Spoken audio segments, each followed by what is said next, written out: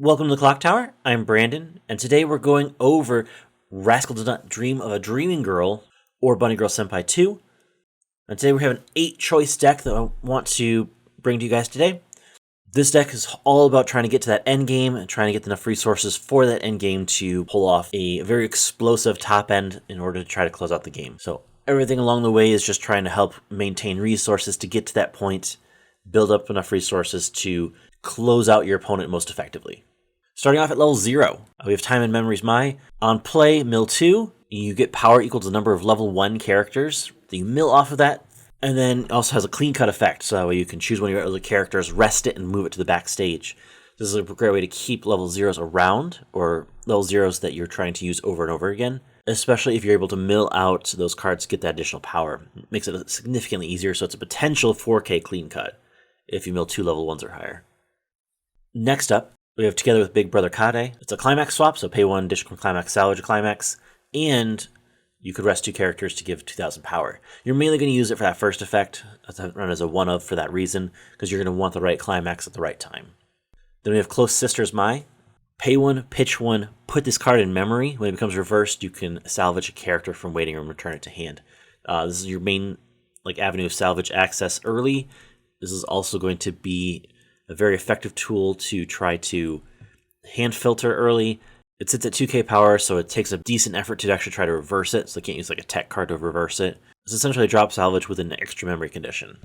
We also have Visiting the Sick Rio. It's a frontal assist, about 500 power, but the main ability that you want to use this card for is it rests 2 characters.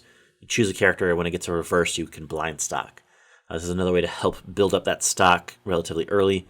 We run 8 choice, so choice triggers could also go into stock as well, or to hand. So this kind of allows you to be able to kind of build up additional stock if you're able to get that reverse, just to try to help build those resources early to get the numbers you need for the end game.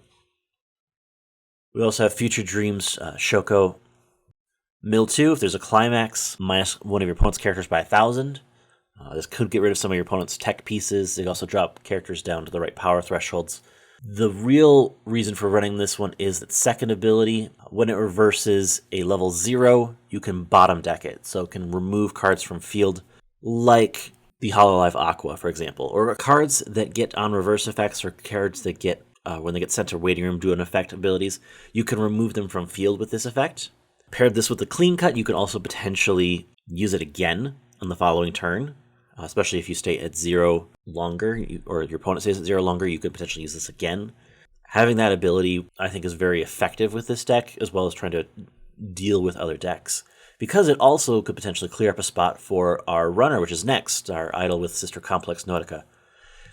Gets 1,000 power during your turn, and is a mill runner, so just mill a card, and if it's a character, you can move it to a different center position on stage. So with the bomb being able to clear a lane, it could potentially open up a lane for the runner to be able to run. You could have a pretty effective level 0 turn, trying to save resources, again, trying to save cards in hand as much as possible for that end game. We also then have on House Watch Kade. On play, mill 2. Again, I think you can see a theme here, with all this mill going on at 0. If there's a climax revealed, plus 3k, so it could potentially be a 5k level 0. It is also our Ricky, so pay 1, clock self when it becomes reversed, and then search level 1 or lower. So it's an on-reverse Ricky that could potentially be a 5k, so you're probably looking at getting that Ricky on your opponent's turn as you're approaching level 1. But a very effective tool for just pulling things out of waiting room once again and getting ready for that. We also then have our Brainstormer, Girl Shrouded in Mystery Shoko. On climax placement, you can grant a character a level and 500 power. The level isn't as important for this deck, it's the power that's the important part. We also have the Brainstorm. It is a search Brainstorm. It's a pay 1 rest self. As we go to level 1, we should have a couple level 1s for our lineup. We have Respective Choices Mai. This is our level 1 choice combo. It's an effective elongated version of Cigarettes combo, where you mill 3 cards from the top, you can mill up to 3 cards from the top of your deck, and then salvage based off of the number of characters revealed is that up to that level that you can salvage. So if you mill 3 cards and 2 characters, you can salvage up to a level 2 character from waiting room.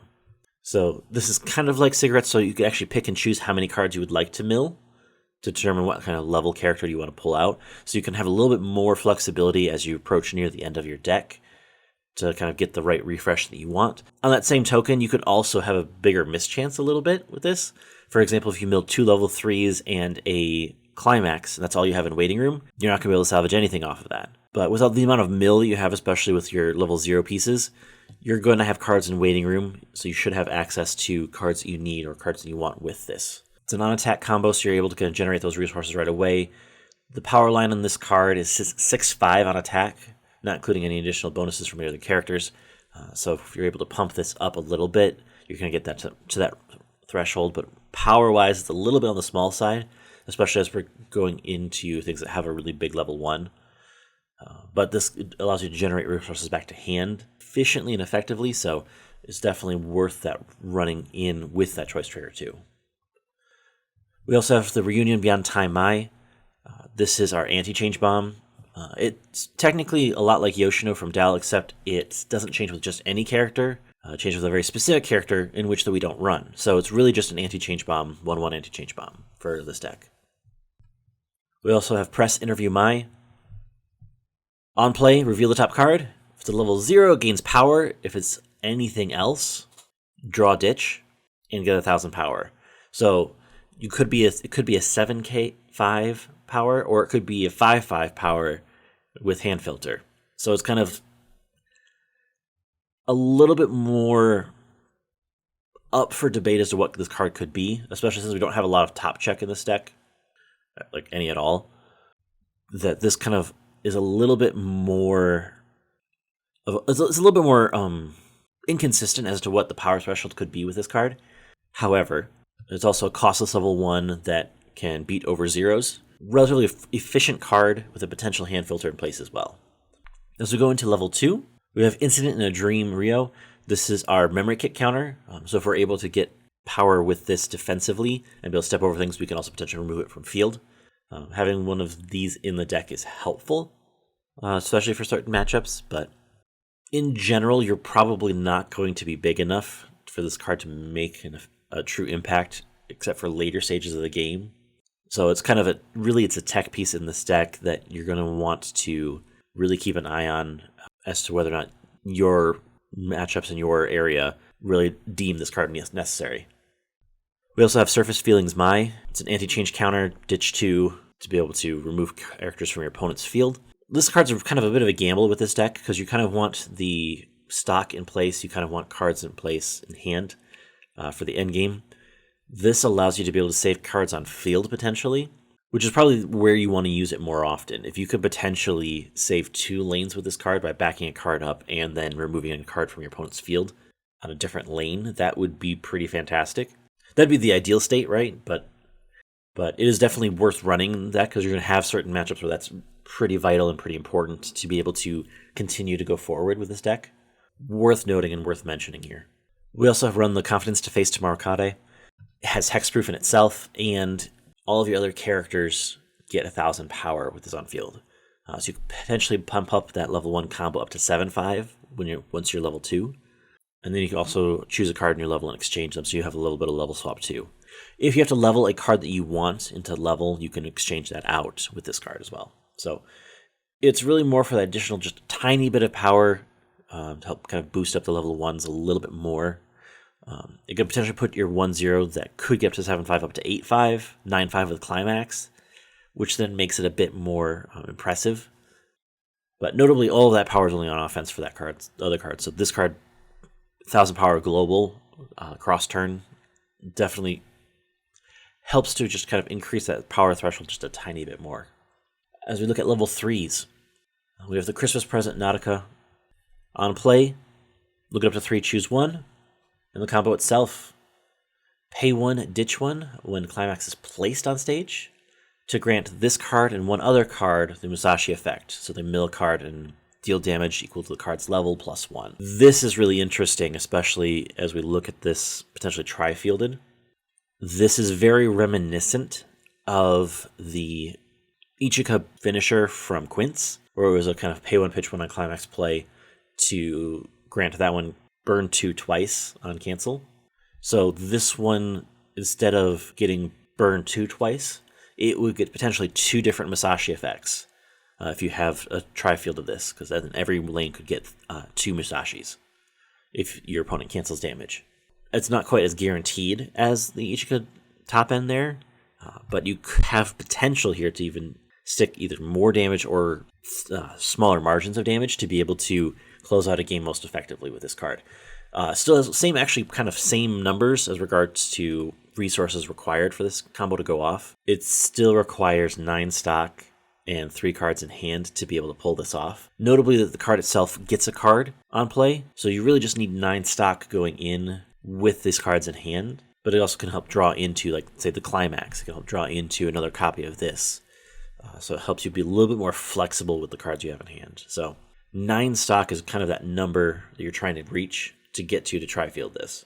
The blind stock helps get things through. Some of the costless effects early help get this through. Those resources are going to help carry you this far. Choice trigger as well, being able to help push some of those resources in ahead of time will make a big difference too. Notably, the choice trigger doesn't help as much for the combo itself because you're paying it all up front, so if you trigger choice throughout, that's just added bonus. Worth noting that having 9 stock, 3 cards in hand, 3 of these on field in the climax, you're swinging for 3 with burn Musashi twice in each lane. Pretty impactful here. We also run Sunset Sky Kaudai. It's an early play that can potentially refund stock, which are one of the important parts here, especially with the number of stock we need for the end game, and is also on play heal.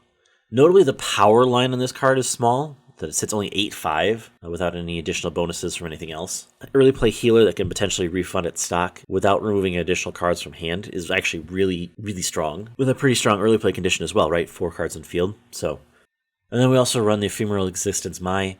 On play, you can look it up to the number of cards off the top of your deck equal to the number of cards you have on field, and then choose 1 card. So it helps me potentially draw into a climax or draw into combo pieces.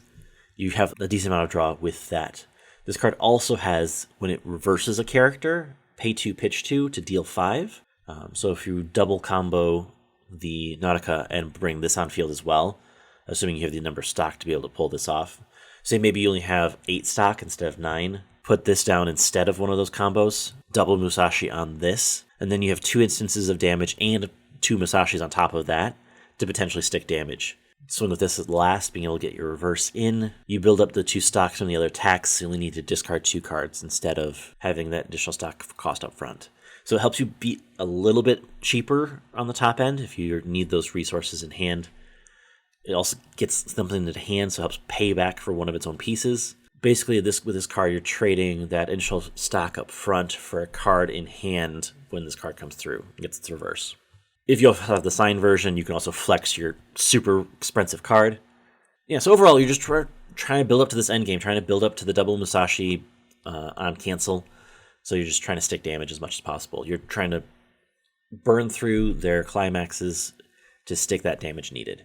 With a double Musashi, you're looking at minimum 1s, but potentials up to 4 regarding the amount of damage it can come through. So it's a bit varied as the amount of the damage it will actually deal at the top end, but the number of instances of damage being potentially very high allows you for that potential to close out a game, especially from 3-0. Opens that up and makes that very difficult not to close from 3-0. So overall with this deck, competitive-wise, I wouldn't rate this as super competitive, but super explosive. Because of the amount of resources it takes to make this go off, and the fact that you're really small offensively, and the fact you're really small defensively throughout most of the game, that you're likely going to be having to really play into field and really play into the triggers to try to help get those resources back, is a relatively big deal here. The fact that you're going to have to continue to spend resources throughout the game and just trying to make those as efficient as possible, I think is going to be a very big part of this as well. Your level 0s can get big, so if you can get decently big, so you can potentially, against somebody else's 1k1 deck where they have small level 1s, use some of their resources at 0 to try to step over their 1s, because you can get potentially up to 6k with Climax for some of these level 0s. It's just something to keep an eye on and try to help maintain your resources as you go through this deck. With that in mind, we're going to have some gameplay for this on Thursday. Next week we have another clock talk, followed by 5 cards, 5 minutes, closing out Bunny Girl Senpai 2 for our 5 cards, 5 minutes time. So with that in mind, thanks so much for watching. Please like, share, comment, and subscribe. Until next time, have a good one.